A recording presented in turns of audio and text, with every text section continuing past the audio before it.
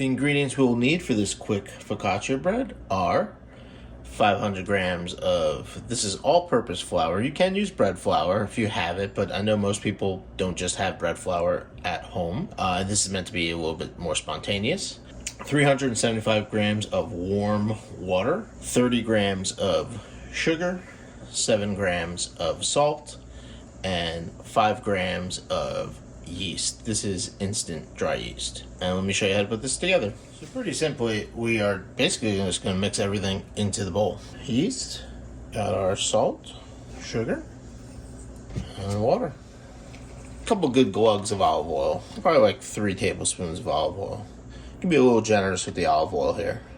And then pretty simply, with a fork, we're going to stir.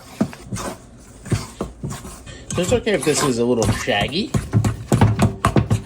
We'll develop a little gluten later. So now we're going to let this sit for about 10 minutes. The first 10 minutes are up, and then we're going to take our bowl scraper. We're just going to wet it, okay? And we're going to give this a little scrape down. We're trying to get underneath there as well, okay? Beautiful. So trying to get all that under there. Now with our hands, with our wet hands, we're going to take it, fold it 4 times. Okay, just like that. Pull and fold over. Okay? And it's going to help develop the gluten. Okay, once you have it folded the 4th time, you're going to rest it another 10. All right, we've reached our next 10-minute rest. And now you can see the folds kind of start, they're still, I don't want to say dissolving, but amalgamating into the rest of the dough. So we're still building that gluten. So again, with wet hands, pull over, turn it, pull over, pull over. And you can see that even now, the whole dough is starting to pull from the bowl when you pull up, which is great. That's exactly what we want. Pull over. Just wet it a little bit. Again, we're not afraid of hydration for this dough. Now we're going to let this sit another 10 minutes. We're here for our 3rd and final fold. Again, same thing. Wet our fingers really well. You always kind of want to see where you went last. And you can see the dominant line right there. Okay. Pull.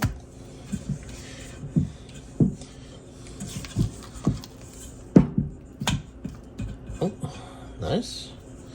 I got a little excited on the slap there, sorry. You can see that it's getting tighter. So what our purpose here is you're just forming lamination. Now this definitely works better with bread flour because it has a higher gluten content. But for our purposes with focaccia, you're not trying to create that type of crumb with focaccia. AP flour can be used. Bread flour is great though, don't get it twisted. I would probably prefer bread flour, but this works just as well, especially for the everyday baker. So now we're just gonna wet this a little bit, and then we're gonna let this now rise 90 minutes to 2 hours, depending on what your ambient temperature is. This has been fermenting for about 90 minutes. So we're just gonna put some more olive oil in this pan. You wanna be pretty generous with the olive oil when it comes to focaccia. I like a nice amount of olive oil. So just take the tips of my fingers. Just make sure you're brushing the sides. You don't want the dough to stick to anything, and it will have a tendency to grab if the surface isn't oiled. Okay. Then we're going to take our dough and put it right in our container. Now we want to be gentle because you want to try to maintain as much air in the product as possible. So you don't want to beat the crap out of it per se. We are going to push this down, just stretching it to fit the pan, essentially. We're going to cover with just a little bit more oil. And now we're going to let that rest for about. Now we put our oven on, max power, 450, 500 degrees, depending on what your oven goes to. And these are the last components that we will need. We'll probably need a little bit more olive oil. We've got some good Portuguese sea salt, 1 red potato. I have a ton of these, and I just love potatoes on focaccia. And usually you do it with rosemary, but I've got this beautiful fresh thyme growing in a pot. We're going to take our potato and just pretty thin, like a potato chip essentially. We're gonna give it a couple, check the thickness, that's about exactly what we want. And then the key to the mandolin is obviously being careful, but also just don't push down too hard. Okay, let the blade do the work and just simply slice. You'll just do that to the whole potato.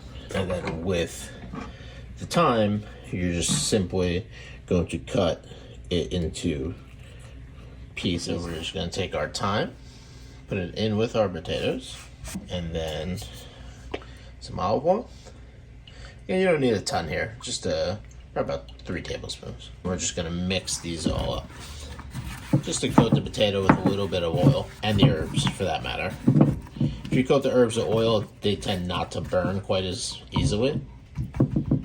No salt or anything yet. All right. The oven is preheated, and this has been sitting for about 30 minutes. We've got some, as they call them in Portuguese, crocodile eyes developing. That's when the bubbles come from the top of the dough. And now we're just gonna give it one gentle little push again.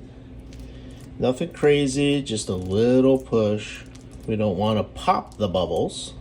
We just want to form these nooks and crannies. That's exactly what you're looking for. Okay, and then we're going to take our potatoes and we are going to lay them on. And you can do that across the whole thing. Beautiful. I mean, this dough looks fantastic. Just want to use all the potato up, you know. I have it cut, no need to waste any time that's left behind. We're gonna put right on top. Again, a little bit more olive oil, and then some nice sea salt. So once we have this all set up, we're ready to go. Now our oven, like I said, is preheated to 500 degrees. We're gonna throw this right in there. We're gonna check it after 20 minutes. I imagine it's gonna take about 30 minutes to cook. So here we go. And here we go. Look at that. That looks awesome. Now, my oven is kind of finicky, and this was in for 40 minutes. If I continue to cook it, the bread is gonna get weird and overcooked. I don't want that. So I'd rather take it out a little bit earlier. Most people's ovens at home would have this looking like this entirely. I'm totally satisfied with this. It looks awesome, smells incredible.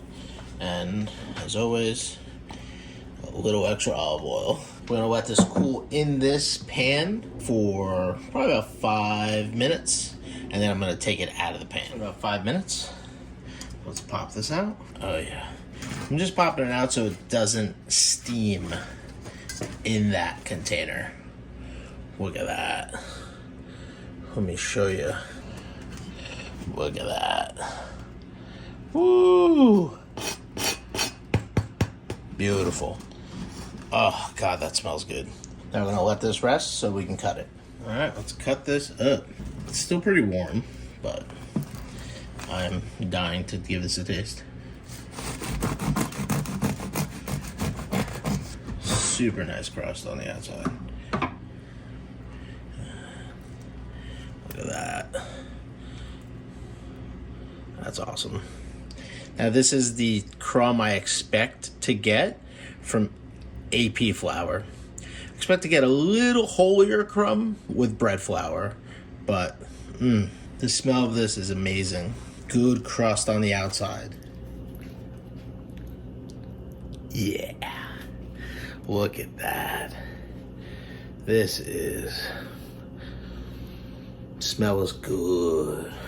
You got a nice crust on the outside, nice olive oil, potato, some crispy, some more, less so. Let's give it a taste.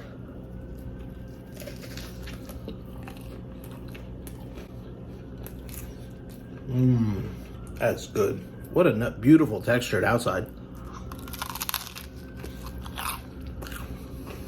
I can eat a lot of this. Dangerous. Man, that is so good. Ooh, that is so good. Definitely, you know, like I said before, the texture is awesome. For an AP flour focaccia, lights out. Absolutely lights out. 100% do this recipe. 100%. It's just really awesome, flavorful. Like I said, the potato could be a little crispier, but that's just an oven issue more than it is a recipe issue. You can do just about anything with this. You can make sandwiches with this. You can serve this with cheese and pesto and meats or a charcuterie board, or you can just eat it as is. You can, I'm super excited about this recipe. This is a really great recipe. I'm gonna try this recipe also with good bread flour, and we can compare and see the difference. If you enjoyed this video, make sure you comment, like, subscribe, and don't forget to ring that notification bell, and we'll see everyone on the next one. Peace.